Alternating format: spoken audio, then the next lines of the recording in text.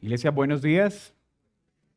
Buenos días también a todas las personas que nos acompañan por primera vez a esta familia de la fe.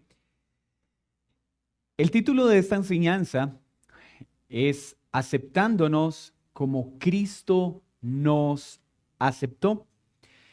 El texto que nuestro hermano acaba de leer está enmarcado en una sección que ya venimos estudiando hace cerca de 2 domingos. ¿Cierto? Y no perdamos de vista lo que viene sucediendo allí. Pablo está dando una instrucción a la iglesia en Roma y está advirtiendo y atendiendo una situación específica, una tensión que suele presentarse en la iglesia entre los débiles y los fuertes. Pero dejamos muy claro que los asuntos aquí son asuntos de doctrina secundarios o que no inciden en la salvación. Hay un grupo de hermanos dentro de la iglesia que son creyentes, que aman al Señor, pero siguen afirmados en ciertas prácticas de festividades y de alimentación. Y hay otros hermanos, específicamente los gentiles, que no crecieron bajo esas regulaciones y que por la comprensión que tienen del Evangelio y de la Escritura han podido entender que esas prácticas no deben ser asumidas. Pero esto generó una tensión. Aquellos que las practicaban querían imponerlas sobre aquellos que no las practicaban, y quienes no lo hacían emitían juicios o los miraban tal vez con desdén por no amar al Señor en la misma forma que ellos lo hacían. Y aquellos que se abstenían los miraban con menosprecio por guardar cosas que ellos veían que a la luz de la Escritura ya no se debían guardar. Pero lo vimos de forma clara. Los dos son creyentes. Los dos aman al Señor, y hay unos asuntos secundarios que estaban generando una tensión. Mis hermanos, la iglesia va a tener que lidiar esto siempre hasta que Cristo regrese. No es solo algo que pasó, no es solo algo que está pasando, es algo que va a pasar. Siempre van a haber asuntos de conciencia que no están explícitamente regulados en la Escritura, pero que van a ser guardados por unos o desestimados por otros. Y lo que Pablo nos viene insistiendo con un amor pastoral es: iglesia, estos asuntos no pueden dividir el cuerpo. Estos asuntos no pueden causar división al interior de la iglesia. Hay una división lícita en la Escritura que debemos hacer entre la luz y las tinieblas, entre los asuntos primarios y los que no lo son. Es decir, podemos tener comunión con personas que difieren de nosotros en asuntos que no tienen que ver con asuntos primarios, como que solo Cristo salva. Por supuesto que tenemos que diferir. Tenemos que dejar claro que la Escritura enseña que solo hay un camino al cielo, que solo hay un camino al Padre, y es Cristo. Si alguien dice Cristo no es necesario para la salvación, eso no es un asunto de conciencia, eso es una herejía y no podemos tener comunión con ese pensamiento. Si alguien dice que la Escritura no enseña al Padre, al Hijo y al Espíritu Santo, eso no es un asunto secundario, no podemos tener comunión con ese pensamiento. Si alguien dice que Cristo no nació de manera virginal, pues no podríamos tener comunión con ese pensamiento, porque eso sería poner en tela de juicio verdades que el Antiguo Testamento anunció que se enseñarían. Cuando hablamos de asuntos secundarios, estamos hablando de cosas muy específicas, como ¿cuáles? ¿Podemos tomar vino o no podemos tomar vino? ¿Podemos guardar o tener en nuestra casa decoración en la Navidad o no tenerla? ¿Podemos comer ciertos alimentos o no comerlos? Eso es un asunto de conciencia. Y la iglesia debería dividirse por estos asuntos. Lo que Pablo está diciendo es: de ninguna manera. Esas apreciaciones particulares, personales, no pueden interferir en que la iglesia refleje a Cristo. Y es necesario entonces tener este balance. La unidad de la que está hablando Pablo y que enseña la Escritura es una unidad en la verdad. Una unidad bíblica no sacrifica la verdad. Una unidad bíblica no tolera cosas que son contrarias a la Escritura, que ese es el intento peligroso de lo que conocemos como ecumenismo, ¿cierto? Donde no importa el Dios en el que crea, no importa lo que piense, vamos a caminar juntos en aquellas cosas que nos unen.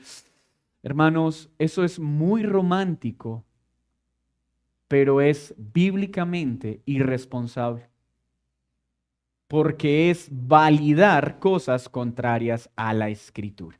Teniendo esto, entonces, la sección de hoy continúa haciendo una solicitud. Pablo ya nos enseñó el domingo anterior, con ese amor con el que Cristo nos ha amado, con ese ejemplo de amor que Cristo nos dio al darse a sí mismo, no buscando intereses egoístas o particulares, sino dándose por amor a aquellos que vino a salvar.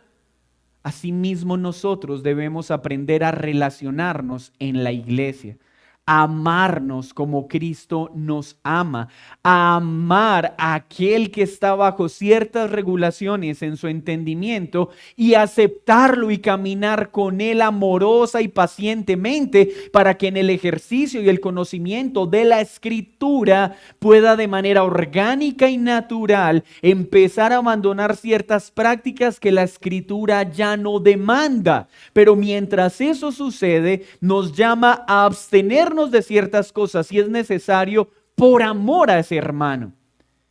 Y puso a Cristo como ejemplo. Hoy nos da a Cristo como ejemplo también en la forma como debemos aceptarnos unos a otros en el contexto de la vida de iglesia principalmente. Por eso el título es Aceptándonos como Cristo nos aceptó. Y lea conmigo nuevamente el versículo 7. Por tanto, recibíos los unos a los otros, como también Cristo nos recibió para gloria de Dios. Los 3 puntos entonces que vamos a ver en esta acepción el día de hoy son el siguiente. Versículo 7, aceptémonos como Cristo lo hizo. Versículos del 8 al 12, Cristo, siervo a judíos y a gentiles. Y versículo 13, una abundante esperanza. Y estos 3 elementos para entender que cómo debemos aceptarnos en la misma forma en la que Cristo nos aceptó. Por tanto, es decir, por todo lo anterior, por todo lo que vengo explicándoles en detalle, es necesario que se reciban los unos a los otros. Está hablando a creyentes, está hablando a la iglesia y está hablando de asuntos de conciencia. Mis hermanos, tengo que enfatizar esto. No es una falsa aceptación donde no, es que tenemos que aceptarnos a pesar de nuestras ideas, así éstas sean contrarias a la Escritura. No, no es lo que Pablo está diciendo. Pablo está diciendo, tenemos que aceptarnos aun cuando existan diferencias en aspectos secundarios que no atentan contra ninguna verdad explícita en la Escritura. Y debemos hacerlo como Cristo lo hizo. Una iglesia saludable, una iglesia madura es aquella que acepta a esos hermanos en la fe que vienen con ideas particulares y en amor les enseñan a caminar sabiamente, entendiendo esas diferencias y ayudándoles a crecer por la comprensión de la Escritura en lo que la Escritura claramente enseña. Ese es el aceptar que dice la Escritura. Cuando Cristo acepta a un pecador, no solo lo acepta y lo deja tal y como está. Muchas personas dicen, ¿quién eres tú? Si Cristo me ama y me acepta como soy, ¿quiénes son ustedes para no aceptarme como soy? Depende lo que me quieras decir con eso o lo que estés intentando significar. Si tú me estás diciendo que Cristo, a pesar de todo lo que nosotros éramos, nos acepta y nos ama, nos perdona y nos reconcilia, tendríamos que decir a eso, amén.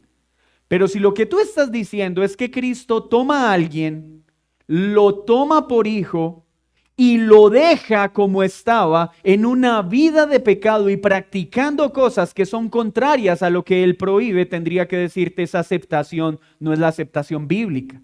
Porque Cristo todo aquel que toma, lo toma pero lo lava, lo limpia y lo introduce en un proceso que se llama santificación para hacernos cada día más y más como Él. Entonces, cuando toma a un ladrón, lo lava, lo limpia y por la palabra le enseña a que no robe más, sino que trabaje, y no solo que trabaje, sino que comparta lo que tiene. Por el Espíritu Santo lo lleva en ese proceso de santificación. Entonces, ¿lo aceptó cuando era un ladrón? Sí. ¿Lo perdonó cuando era un ladrón? Sí. ¿Pero deja que siga siendo un ladrón? No, porque el Espíritu Santo lo conduce a que sea cada vez como Cristo. El que está en adulterio, entonces le muestra que está en pecado, lo toma, lo salva, lo perdona y por la verdad y la operación del Espíritu Santo lo guía a tener en la más alta estima el matrimonio. Empieza a mostrarle la belleza de la fidelidad, porque Dios promete bendecir al lecho sin mancilla. Y al ver esa instrucción, el pecador que vivía en adulterio ahora quiere someter su matrimonio a ese nuevo diseño que nunca había visto, que no entendía, y gracias al Espíritu Santo ahora lo ve, y a la libertad del pecado en la que estaba. Asimismo toma al que vivía en homosexualidad, le muestra por la Escritura el diseño que Dios hizo, varón y hembra los creó, pero lo lava, le enseña, al igual que el ladrón, al igual que el adúltero, al igual que el mentiroso, la belleza del diseño que Él creó, y le provee por el Espíritu Santo lo que necesita para apartarse de ese pecado. Esa es la forma en la que Cristo acepta. Toma, perdona, lava, limpia, lo une a Él y lo santifica hasta que Él regrese. Si esa es la aceptación de la que estamos hablando, esa es la aceptación que tenemos que enseñar. Pero la aceptación que hoy promueven las falsas religiones o el mundo no es una aceptación bíblica. Es que Cristo me acepta así como soy, y Él quiere y cuida de mí a pesar de que yo sigo robando, mintiendo y no tengo ningún interés de cambiar. Ese no es el Dios de la Escritura. Podemos ver entonces cómo Cristo acepta, cómo Cristo lo hizo. Cristo acepta a pecadores de una manera incondicional, con un amor incondicional. Él no pone una condición, Él ama, porque si hubiera una condición, nadie podría cumplirla. Él pide fe, pero esa fe también es provista y obrada por Él. Y no solo ama incondicionalmente, sino que camina pacientemente con todo el que salva para hacerlo como Él. Jesús tomó a Mateo, el recaudador de impuestos. Fue aceptado juntamente con Él. Fue trasladado de las tinieblas a la luz. Pero no lo dejó como un recaudador que utilizaba el poder romano para seguir subyugando a su propio pueblo. Tomó al impulsivo Pedro. Por supuesto, Pedro fue aceptado por Cristo, fue justificado, fue perdonado, pero no lo dejó siendo el hombre que era cuando lo tomó. Siguió perfeccionándolo hasta el día de su muerte. ¿Acaso Jesús no aceptó al violento celote? ¿No aceptó a los hijos del trueno, a los Boanerges? Pero a ninguno de ellos los dejó siendo lo que eran, sino que ese mismo amor acepta, pero purifica, santifica, hasta que seamos más y más como Cristo. Acepta, pero santifica, y esto lo hace por el resto de nuestra vida. ¿Acaso en los que estamos acá no hay muchos que hemos sido aceptados por Cristo a pesar de nuestras vidas pasadas? Sí, porque nos amó con un amor incondicional, pero por su Espíritu Santo sigue haciéndonos más y más y más como Él. Por eso todo aquel que ha sido aceptado en Cristo mira atrás y puede decir con Pablo, ya no soy lo que era antes, gracias a que mi Cristo me aceptó, pero me sigue lavando y me sigue santificando cada día de mi vida por su palabra, hasta que un día sea como Él. Y por eso sé que me falta mucho. Esa es la aceptación de la que habla Pablo. Acéptense unos a otros como Cristo lo aceptó, es decir, aceptémonos en medio de esas debilidades o esas diferencias de conciencia que pueden existir, pero ayudémonos amorosa y pacientemente para que cada día seamos más como Cristo y estas cosas no nos dividan. Estas cosas no dañen la iglesia local, pero no es una aceptación ciega. No es una aceptación irresponsable. Es una aceptación regulada por el mismo ejemplo que Cristo dio. Veamos lo que dice Efesios 5:25. Por favor, acompáñeme en su Biblia. Efesios 5:25, Pablo está enseñando acerca del matrimonio. Mire lo que dice: maridos, amad a vuestras mujeres, así como Cristo amó a la iglesia, se entregó a sí mismo por ella para santificarla, habiéndola purificado en el lavamiento del agua por la palabra, a fin de presentársela a sí mismo una iglesia gloriosa, que no tuviese mancha ni arruga ni cosa semejante, sino que fuese santa y sin mancha. ¿Qué nos muestra esto? Esa es la aceptación de la que está hablando Pablo. Es así como entiende Pablo la forma en la que Cristo nos toma. ¿Cristo escogió una novia pura, limpia y sin mancha? ¿Aceptó una iglesia pura, limpia y sin mancha? No. Aceptó, tomó para sí, dando su vida, una novia con harapos de pecado, sumergida en el pecado. La toma, se compromete con ella, pero la sigue lavando, la sigue limpiando, la sigue purificando cada día a través de su palabra, para que cuando Él regrese por segunda vez, tenga para sí mismo una novia pura y sin mancha. Entonces nadie puede hablar de una aceptación que no produce un cambio. Nadie puede decir, Cristo me ha tomado, Dios me ha aceptado como su hijo, pero mi vida sigue totalmente igual en los deleites del pecado. No. Entonces no ha sido aceptado en los términos bíblicos, no ha sido perdonado y no ha sido adoptado como hijo.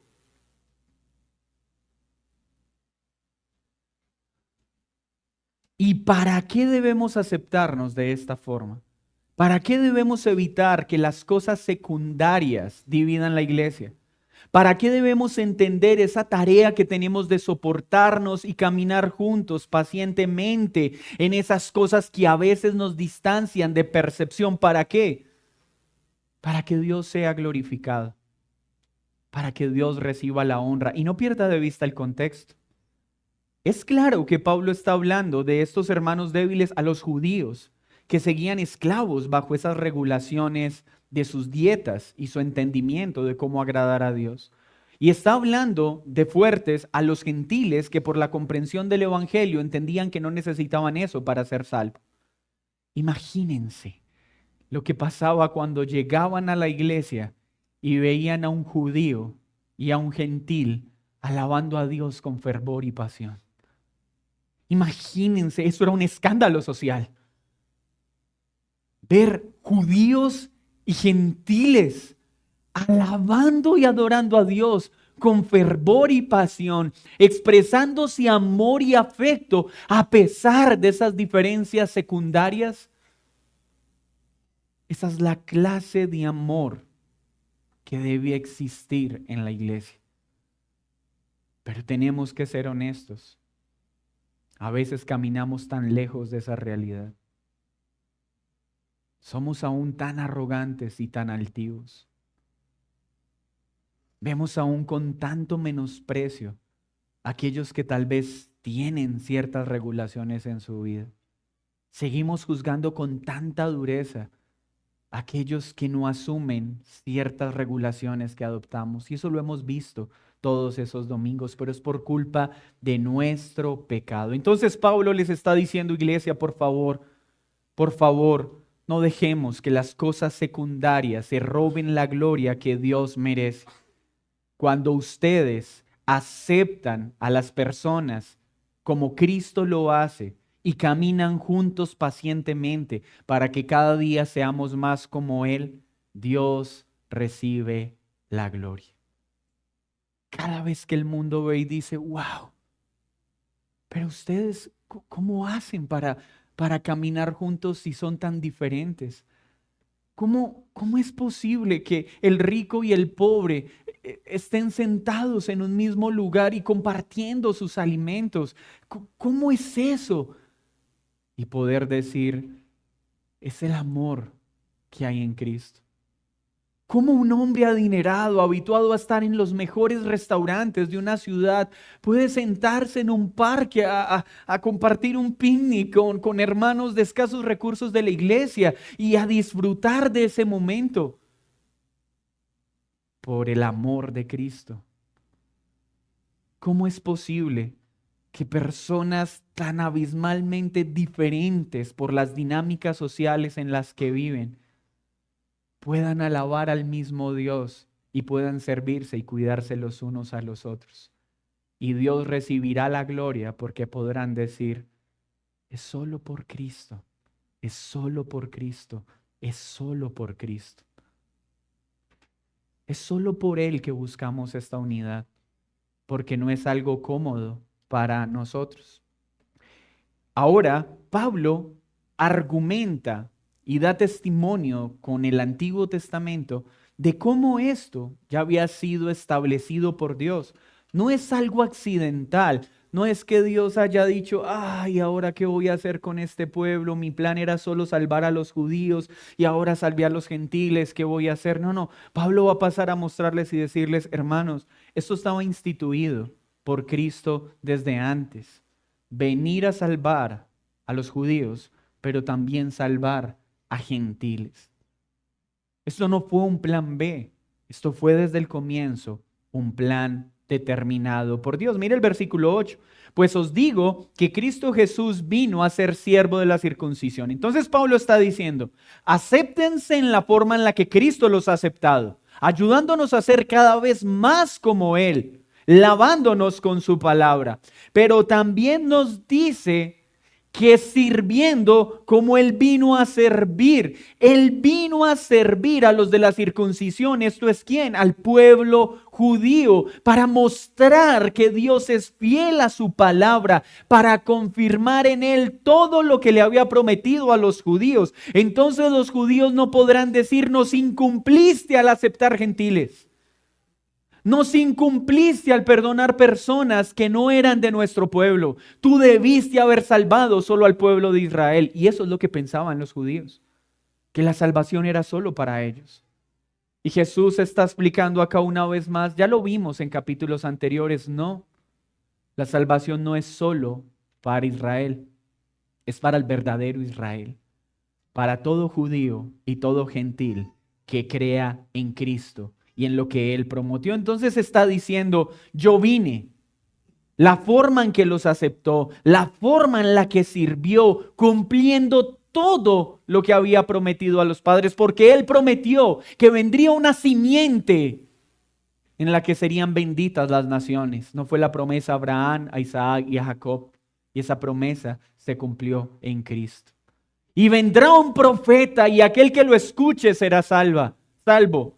Esa fue la promesa que le hizo a Moisés y este profeta ha venido y es Cristo y todo el que cree en Él es perdonado. Y habrá un descendiente que juzgará firme, justa, santa y piadosamente, cuyo trono durará para siempre. Y esta promesa se cumplió, el descendiente de David, Jesucristo. Cristo es el cumplimiento de todas las promesas dadas a los padres. No hay ninguna promesa inconclusa y todo esto tenía un propósito. también que los gentiles glorifiquen a Dios por su misericordia. Porque todo gentil, y para aquellos que no saben cuál es el uso de este término, gentil es todo aquel que no es judío. Todos nosotros somos gentiles, a menos que alguien acá haya sido o nacido en Israel y sea circunciso al 8º día y es judío. Pero los demás somos gentiles. ¿Y qué está diciendo Pablo? Cuando ustedes ven cómo Dios cumplió todas las promesas que le dio a Israel, el gentil solo puede concluir una cosa: Señor, tú has salvado a un gentil como yo por misericordia. Solo por misericordia. Porque no lo merecemos. No merecemos haber sido salvados. ¿Y de dónde entonces un gentil puede tener aires de superioridad y mirar con menosprecio a un israelita? No hay lugar para eso. Nosotros debemos estar orando por lo que está pasando en Oriente. Nosotros debemos orar por este pueblo para que se salve y ponga su fe en Jesucristo. Porque si no creen en Cristo, no serán salvos. Si miramos y decimos: oh Señor, hoy soy salvo por la fe en Jesús, aunque soy un gentil, y los veo a ellos y recibieron todas las promesas y están despreciando al Mesías, por favor, ten misericordia para que se arrepientan y muchos de ellos crean y sean salvos. Nosotros no podemos sentirnos superiores o mejores que el pueblo de Israel. Pero los israelitas erran al pensar que son un pueblo de mayor valor que los gentiles. Ellos necesitan a Cristo tanto como los gentiles. Israel no se salvará por ser Israel. Israel solo puede salvarse si cree en Cristo. Y muchos, aun siendo israelitas, se condenarán por no creer en Jesús. Y muchos gentiles se condenarán por lo mismo, por no creer en Jesús. Luego entonces Pablo muestra su servicio, muestra su entrega, muestra el cumplimiento de las promesas, le muestra a los gentiles que es por gracia, llama a la unidad y les dice: judíos y gentiles, dejen de causar división en la iglesia.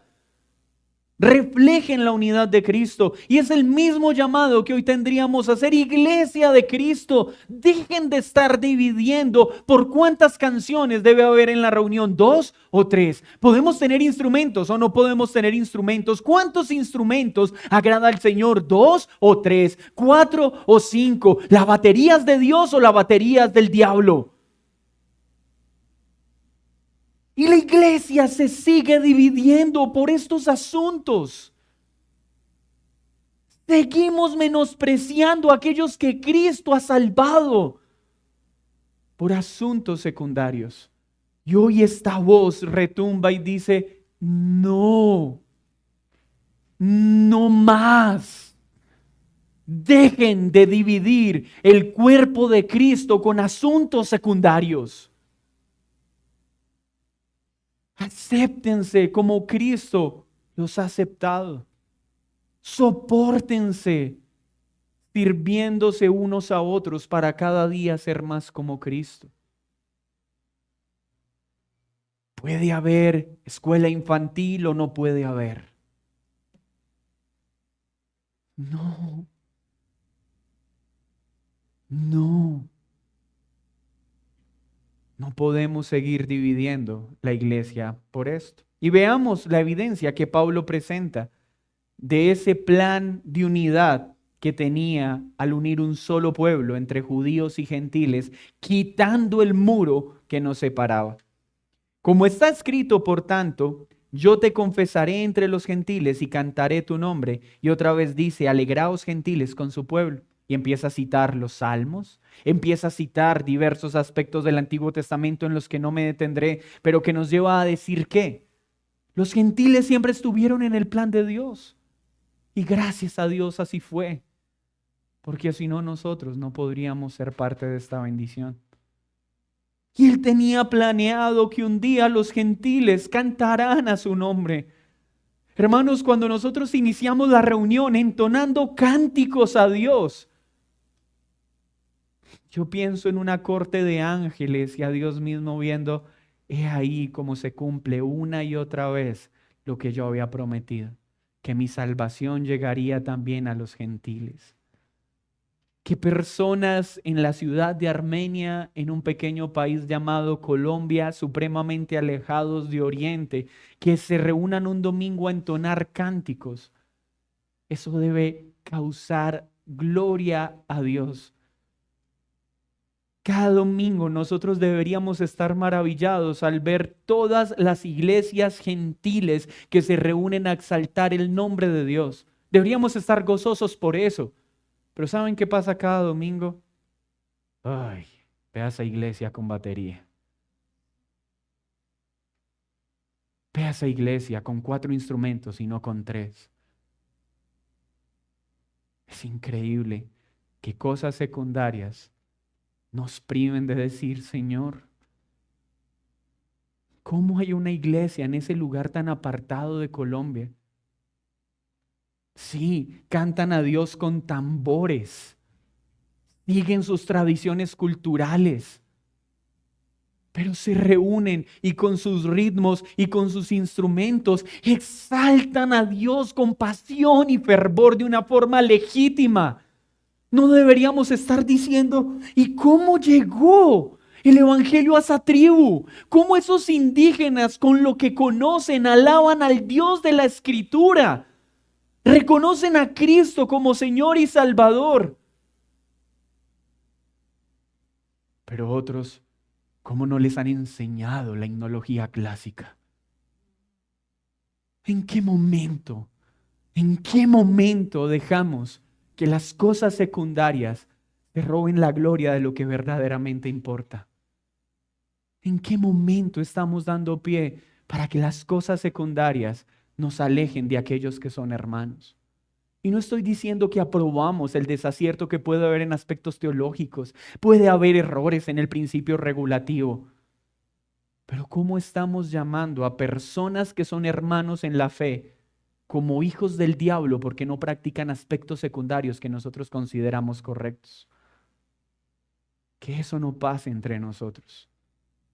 Que el Señor nos ayude a tener una idea correcta de la iglesia y a no menospreciar hermanos por aspectos secundarios, por aspectos de liturgia, por aspectos de forma.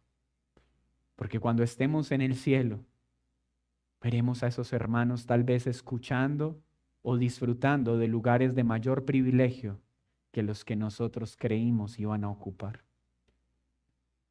Habrán tantas personas adelante nuestro que tenían un fervor, una vida de sincera obediente a Dios mucho más alta que la nuestra, pero nosotros los menospreciábamos porque no veían la alabanza tal vez como nosotros la veíamos. Y gran sorpresa nos llevaremos. Hermanos, es evidente que Dios ha establecido un solo pueblo, formado por judíos y gentiles que adorarían al Señor. Y otra vez, versículo 12, dice Isaías, estará la raíz de Isaí, ¿quién? Cristo, el que se levantará a regir a los gentiles, ¿quién? Cristo. Y rige sobre los gentiles, y rige sobre los judíos, y tiene un solo pueblo que cree en Él como Señor y Salvador. ¿Y cómo aterriza este avión? Miren el versículo 13. Ya vimos entonces la aceptación que debemos tener, la evidencia bíblica de que esta unión entre judíos y gentiles siempre estuvo planeada y el beneficio que trae el aceptarnos como Cristo nos acepta y el amarnos como Cristo nos ama. Y el Dios de esperanza. Cuando caminemos de esta forma, ¿saben qué viene a la iglesia? Gozo y paz. Cuando maduremos en esto, vamos a caminar con gozo. al ver cómo muchos cada día son añadidos al pueblo de Dios, independientemente de aspectos externos. Ya no vamos a estar como los fariseos. Pero esta dizque creyente y miren cómo se viste. Y este como creyente y miren lo que come. Y esa iglesia dizque reformada o esa iglesia dizque... Eso es amargura. Y aquel que ha entendido esto no tiene lugar para esas cosas. Porque donde ve fe, se alegra. Donde ve a Cristo, se goza. Porque tiene la esperanza de que Cristo mismo irá lavando a su iglesia y la irá perfeccionando. Y tal vez en esas cosas en las que hoy erra por desconocimiento, poco a poco irán cambiando en la medida que el Señor así lo determine. ¿O es que acaso ya nosotros también olvidamos nuestro proceso? ¿O es que acaso ustedes han olvidado los inicios de nuestra iglesia local? ¿Acaso nosotros como iglesia éramos dignos de ser reconocidos siquiera como iglesia? Pero el Señor pacientemente nos tomó, nos fue lavando, nos fue limpiando, fue corrigiendo todas las torpezas. ¿Se imaginan donde Cristo no lo hubiera hecho? Donde pacientemente no hubiera caminado con nosotros. Y todas esas manos que se levantaron, no, no los vamos a ayudar, no los vamos a ayudar, ustedes no, ustedes no, ustedes no. Hubieran prevalecido por encima del amoroso y paciente trato de Cristo con esta iglesia local. Esta iglesia no existiría. Pero Cristo nos aceptó y no aceptó nuestro pecado, lo corrigió, lo lavó, lo limpió. Y cada día nos lleva haciendo más. Y nos falta tanto como iglesia local. Y si nosotros hemos recibido esa gracia, ¿quiénes somos nosotros para mirar con desprecio a las iglesias que recién se están acercando a una doctrina sana? ¿Quiénes somos nosotros para tener en tela de juicio la conversión de una persona por aspectos secundarios?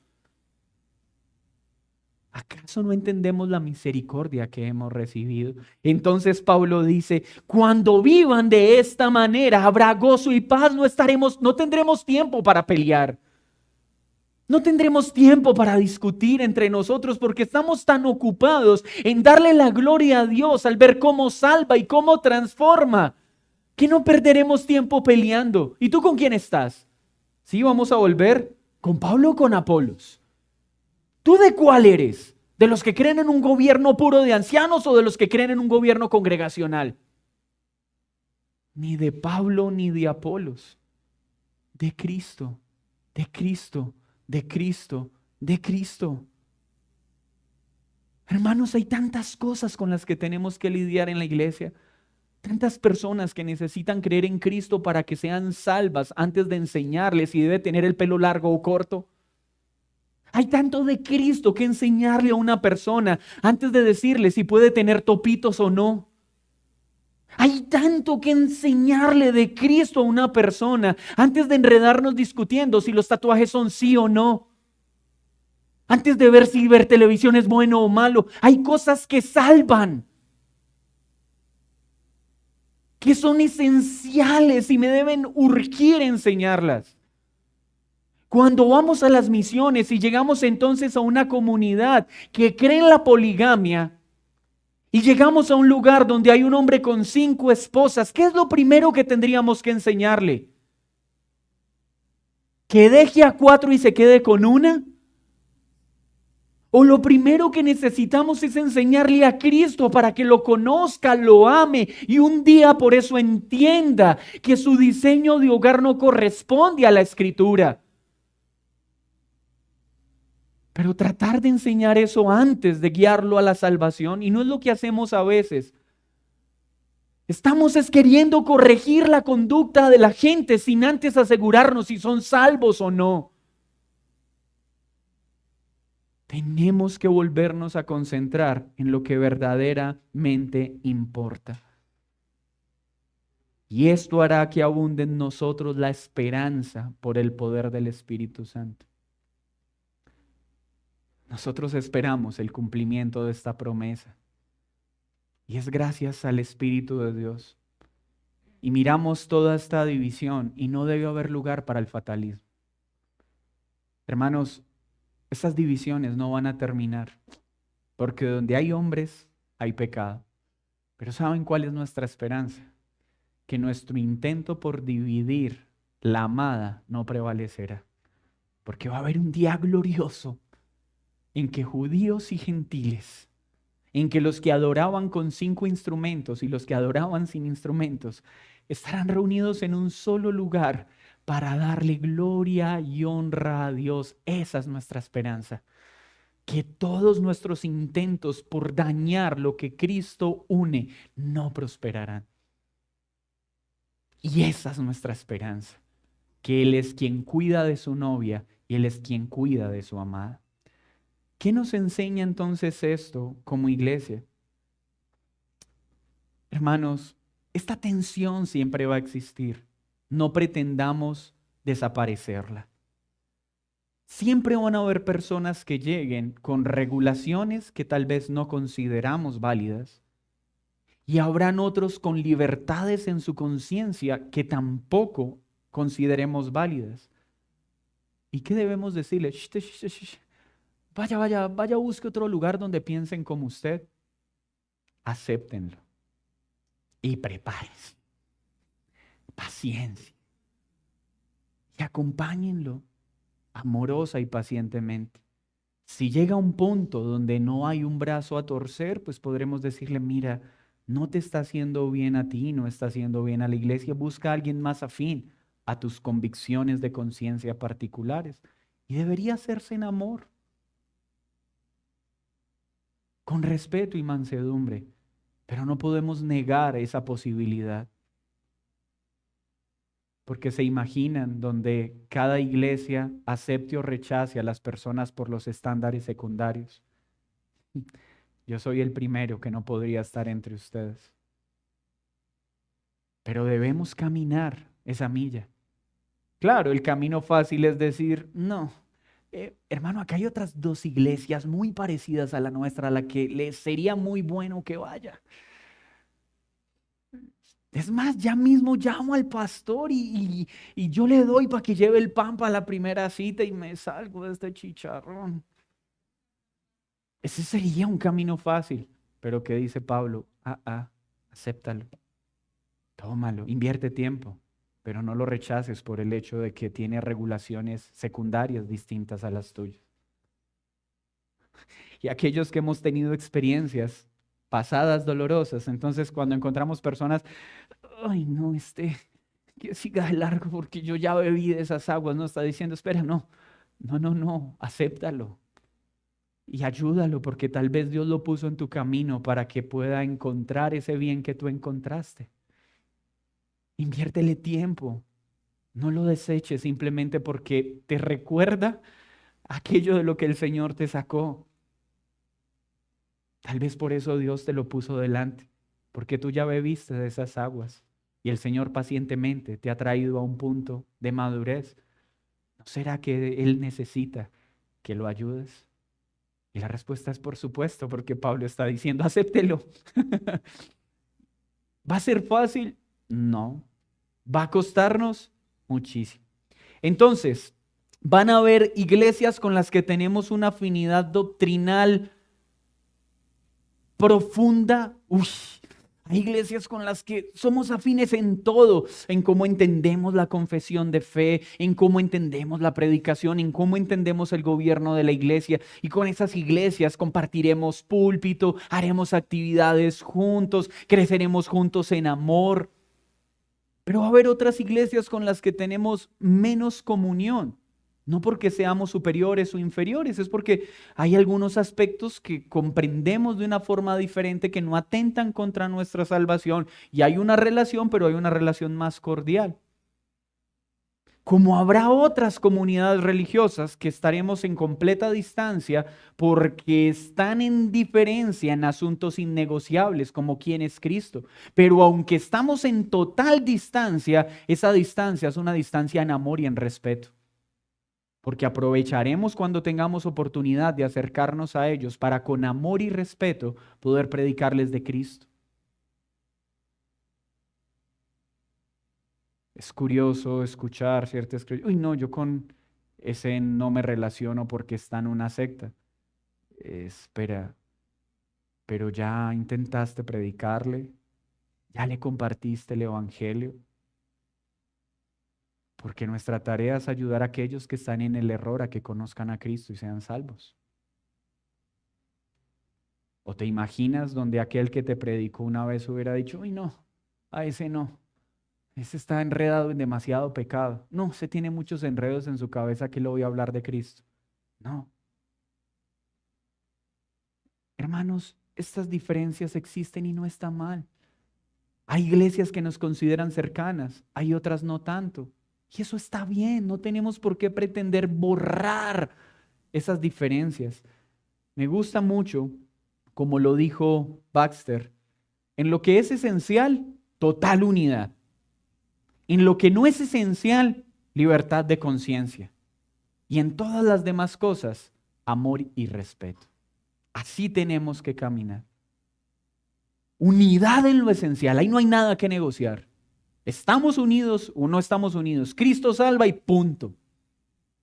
En las cosas no esenciales, si adornas tu Navidad o no la adornas, libertad de conciencia. Pero en aquellas cosas que definitivamente nos obligan a estar distanciados, amor y respeto. A los no creyentes, quiero decirles en esta mañana algo. Ven a Cristo y Él te aceptará, te perdonará. Pero no pienses que esa aceptación es que te va a dejar como eres. No, cada día va a traer convicción de pecado, pero Él te ayudará a apartarte de todo lo que a Él no es agradable. Hay personas que uno a veces invita a la iglesia y dice, ay no, qué miedo, porque es que uno empieza a ir y entonces empieza uno a cambiar tantas cosas que yo no quiero dejar. Y el mensaje no es déjalas para poder venir, el mensaje es tranquilo. No te preocupes que cuando te acerques a Cristo, Él te dará las razones correctas por la cual vale la pena que te apartes de eso que hoy no quieres dejar. Pero no es al revés, no es intenta dejarlo para venir a Él, no es ven a Él, que cuando Él acepta a alguien, le transforma su entendimiento, cambia su corazón y empezamos a ver cosas que antes no veíamos, que antes no entendíamos, pero ahora por su obra podemos comprenderlos. No te engañes con esa falsa aceptación. No te engañes pensando en que tienes una relación con Dios mientras estás viviendo deliberadamente en adulterio. No te engañes pensando que tienes una relación con Dios mientras vives deliberadamente en una práctica contraria a la Escritura: pornografía, fornicación, adulterio, homosexualidad, celos, iras, contiendas, robos, disensiones. No. Él nunca va a dejar a una persona en un estado de pecado, porque cuando la acepta, la lava, la limpia y la purifica por su palabra todo el tiempo, hasta hacernos más y más como Él. ¿Qué tienes que hacer? Ven a Cristo. Él te da nuevas vestiduras.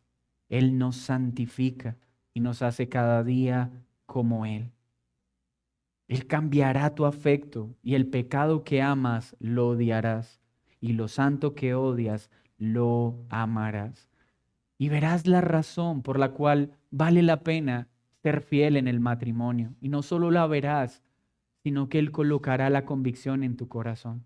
Verás la razón por la que debes cuidar tus ojos y no dar más lugar a la pornografía, porque no solo Él te mostrará el mal que eso te hace, sino que por su espíritu te guiará para que puedas apartarte de ese mal. Y podrás ver que esa idea que tienes acerca de que la homosexualidad no es un pecado, podrás ver que al igual que robar, al igual que matar, al igual que mentir, sí es un pecado. Pero cuando te acerques a Él, Él no solo te dará convicción, sino que te ayudará a restaurarte conforme a la imagen de Cristo. Porque lo que es imposible para nosotros, para Él es posible. Esa es la aceptación bíblica. No una aceptación alcahueta y permisiva. Te amo y te acepto tal y como soy, como eres. No, ese no es el amor bíblico. Ese no es el amor bíblico. La iglesia entonces está llamada a aceptar, sí, pero aceptar en los términos bíblicos. Por favor, no esperen de una iglesia del Señor algo diferente. Madura. Hay personas que todavía siguen midiendo su relación con la iglesia por preferencias o percepciones particulares. No, ya no más. Aceptémonos como Cristo nos aceptó. Señor, muchas gracias por tu palabra. No ha sido nada fácil tocar estos asuntos prácticos, pero te ruego que esta iglesia pueda comprender el llamado que nos estás haciendo. Y cómo no pedirte perdón en esta mañana por las veces que hemos tratado de dividir tu iglesia por asuntos secundarios. Perdónanos, por favor, perdónanos cuando hemos olvidado la misericordia que tú nos muestras y menospreciamos a otra iglesia o a otras iglesias porque son diferentes de nosotros en aspectos secundarios. Perdona tal altivez. Pero también perdónanos cuando hemos perdido nuestro gozo o nuestra alegría por no encajar en ciertas regulaciones o en ciertas formas que otras iglesias han establecido. Y atentando contra nuestra conciencia, hemos querido adoptarlas simplemente para agradar a los hombres y no para agradarte a ti. Perdona las divisiones que aún existen entre nosotros por aspectos secundarios. Perdónanos cuando una persona de escasos recursos siente aversión por un hermano que goza de una condición económica privilegiada. Perdónanos cuando el rico mira con desprecio al pobre, cuando el pobre mira con desprecio al rico. Perdónanos, Señor, por seguir causando divisiones en aquellas áreas en las que tú has demandado unidad en el cuerpo. Pero también perdónanos cuando queriendo unir al cuerpo, hemos ignorado aquellas cosas que son innegociables. Cuando queriendo promover la unidad, hemos aceptado cosas que son contrarias a tu palabra. Perdónanos, porque esto también te desagrada. Que esta iglesia local pueda disfrutar de la alegría, de la paz, del gozo que hay al ocuparnos en lo que verdaderamente importa. Mientras esperamos tu regreso, aquel día donde la iglesia será una en todo sentido. Ven pronto, Cristo, te lo suplicamos. Amén y amén. Mis hermanos, vamos a tomar la cena del Señor.